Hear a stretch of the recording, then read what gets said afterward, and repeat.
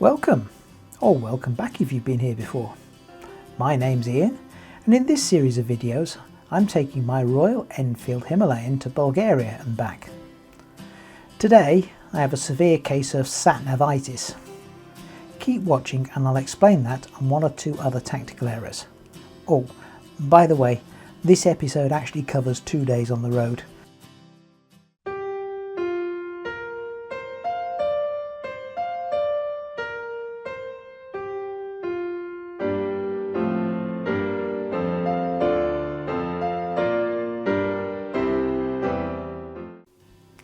I'll start by showing you the route. Once again I'm using the Relive app. This takes a GPX track and converts it into this 3D map. I hope you like it. Like it not only because it's a good graphic, but also because I'm going to be using it a lot.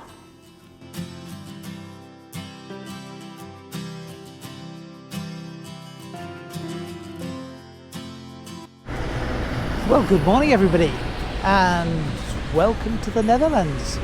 We're in the edges of Europort, as you can see. Very busy, lots of traffic. We had an excellent crossing thanks to P&O ferries, and we're by the canal, complete with barge.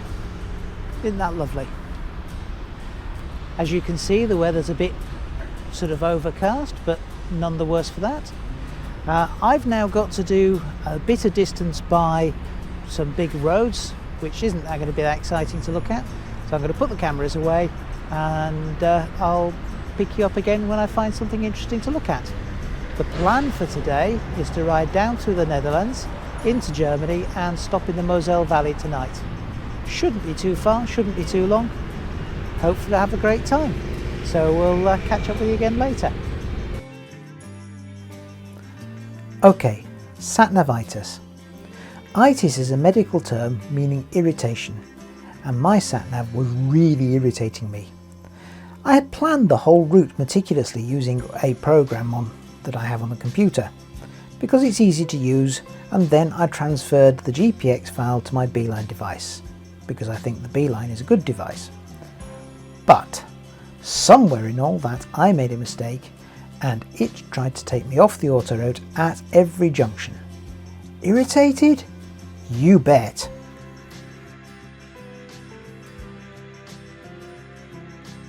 This section of the route took me along the A2, following the southern edge of Rotterdam, and then down south, still on the A2 between Eindhoven and Veldhoven, around the Belgian border before I picked up the A76 crossing into Germany, where the road became Route 4. At the junction with Route 44 there were roadworks, so I was misdirected north and had to go one junction before I could turn round. At Lichtenbusch I turned onto the smaller roads 258, 399 and 266 to get my way down to Simmerath and the Biker Ranch.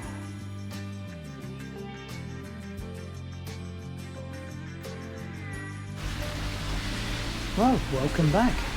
I've made it to Germany. I found Germany and I found rain. I found lots of rain.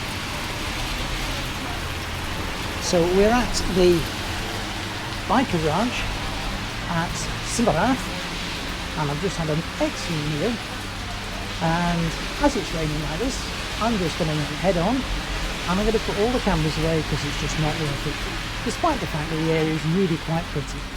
So I will catch up with you later. Bye for now.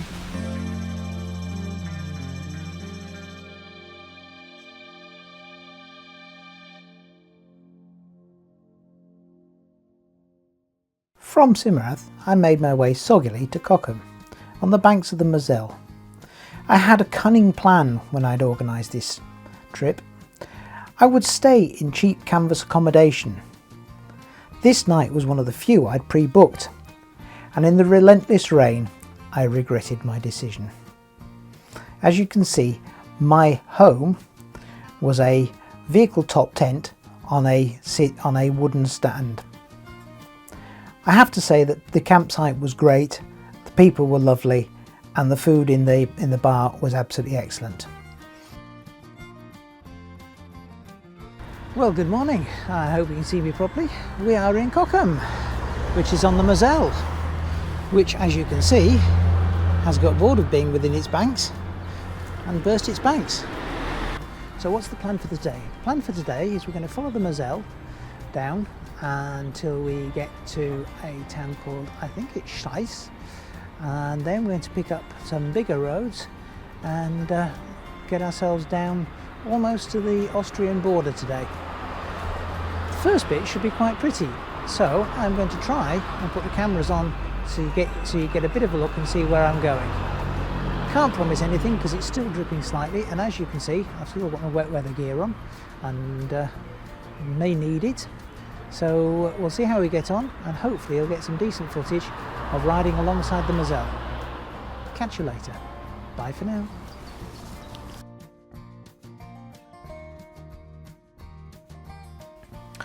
Just a few words about Cockham. Cockham is a lovely little town on the banks of the Moselle. It's a population of approximately 5,000 souls. The settlement dates back to Celtic and Roman times and was first documented as Villa Cucema in the 9th century.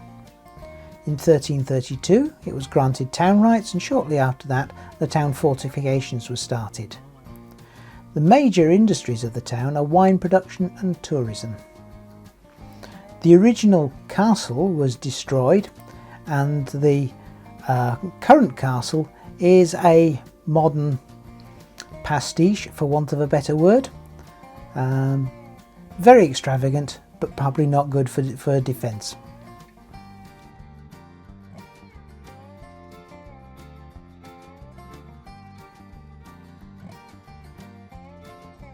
As you heard in the piece to camera, plan A for this day was to follow the Moselle downstream, but the excessive amount of water meant that the road along the side of the river was impassable, and I had to make a different plan.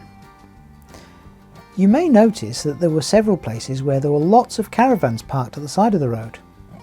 This surprised me until I realised, and then saw, that the riverside campsite had all been flooded. When I do remake the plans, I will make yet another sat-nav blunder. Keep watching and I'll explain.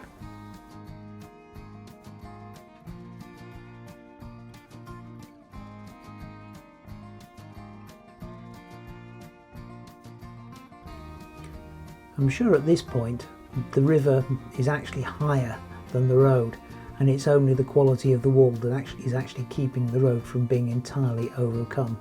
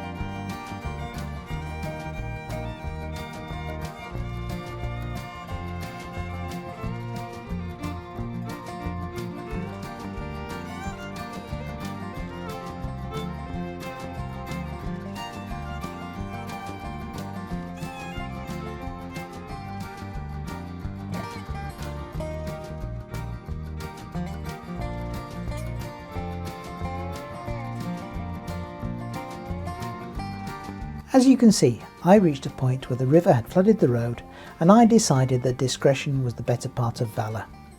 I turned round, reprogrammed the sat-nav and set off. Here comes sat-nav error number 2. On the Beeline device, you can set a destination and then select between fast route and fun route. I chose fun. The roads, once I'd fought my way past the closed roads in the next village, were ace. However, what I hadn't appreciated is the time it would take. Fun roads are often the smaller provincial roads that go through towns. Towns frequently have 50 kilometres an hour or even 30 kilometres an hour speed limits for many, many miles. On a short route this doesn't make a lot of difference, but when you have a couple of 100 miles to go, the endless urban speed limits can seriously extend your day. On one journey, the direct route was about 4 hours. The fun route was 9. And I'll remind you here, that's 9 hours of riding, not counting stops. The other thing that happened on this route was, whilst I was riding along, minding my own business, I suddenly noticed that the direction signs had changed from yellow to white. What was the significance of this? I'd crossed from Germany into France, which was unexpected, especially as my hotel for the night was in Germany. That freaked me out a bit. It was actually okay, but I did stop to check the route more carefully than I had at the start.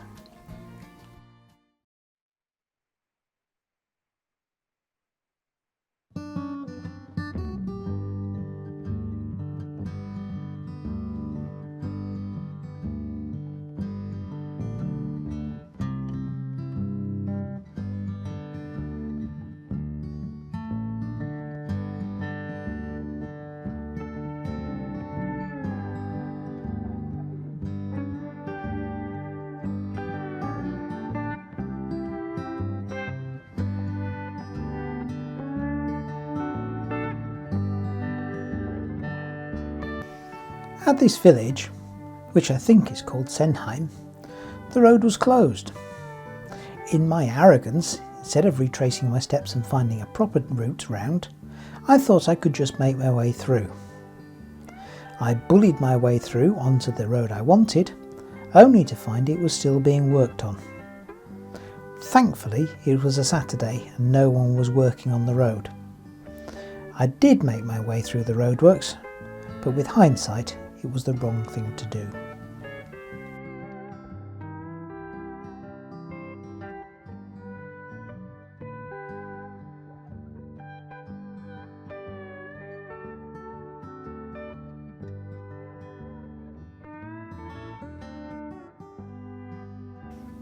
As you can see, my route took me down all sorts of small and inappropriate roads before I got back onto the road I was supposed to be on. And that, then, was being rescued from falling into the valley below.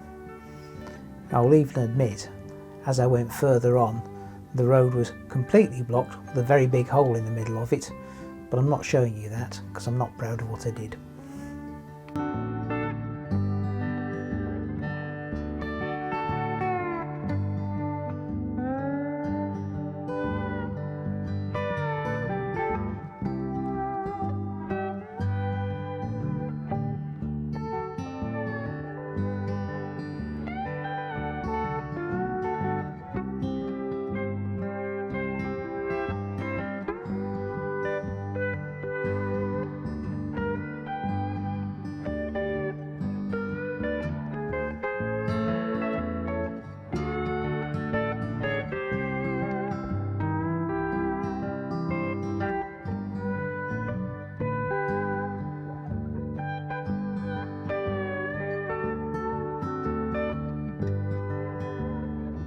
Now, here's the thing about making video of riding motorcycles.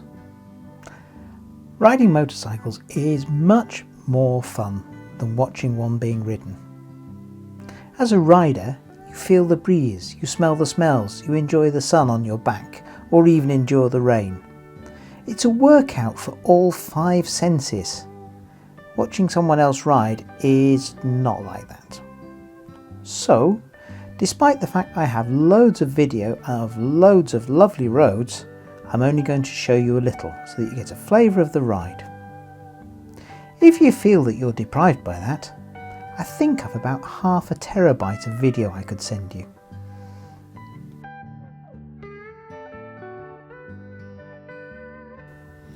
This little section is around Kaiserslautern, which, as you may know, was very much part of the Rhine Army, and there's still an American base there as well.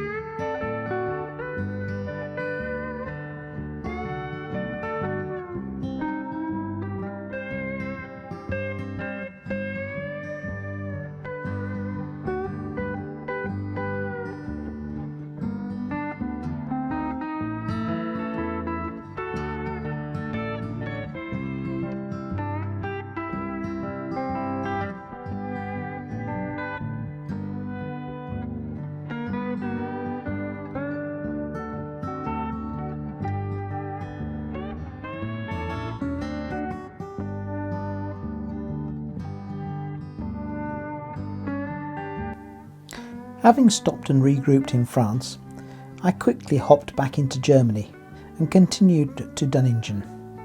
This was shy of my expected destination. You might notice that in Gernsbach I did a strange loop through the town. This was because the main road was closed.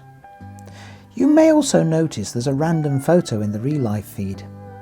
As you will see from the video, the weather improved, temperatures climbed into the mid-20s, and I was warm, dry and happy. I had even taken my waterproofs off. As I approached Dunningen, I could see a storm ahead, so I stopped to put my waterproofs on again. This was the entrance to the Heckler & Koch factory. Needless to say, I didn't go and knock on the door. When I did get to Dunningen, I was in the midst of an amazing cloudburst. I don't think I've seen so much heavy rain in such a short period of time. Thankfully, when I did make it to the hotel, that was warm and dry too.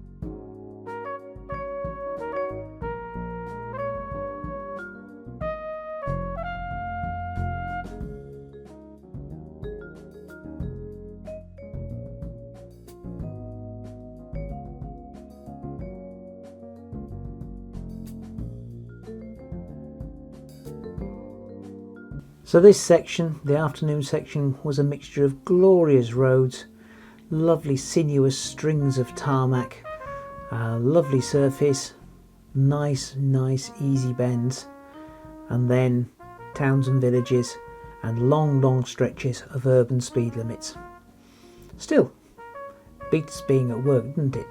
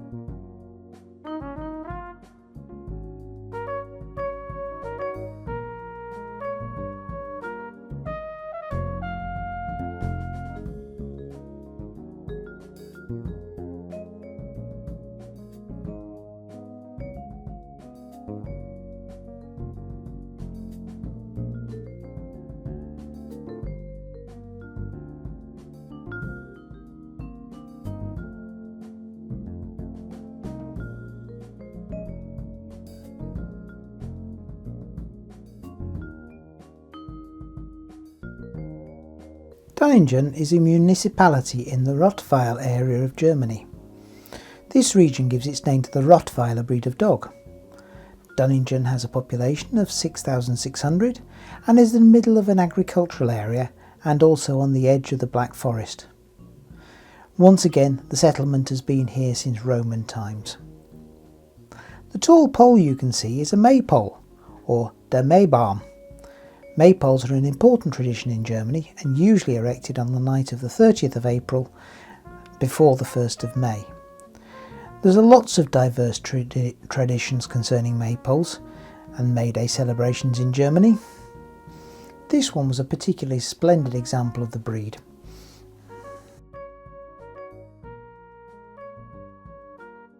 Well, that's all I have for you for this couple of days. I hope you've enjoyed the video. It's a little difficult to find super interesting things to show you when I'm travelling for most of the day, but I'll do my best. All it remains for me to do is to say thank you for watching. And again, I hope you enjoyed it. If you did, please consider subscribing. Please consider giving the video a like. And if you do subscribe, press the bell so you get a notification of when I post the next video. Other than that, thank you for watching. Bye for now.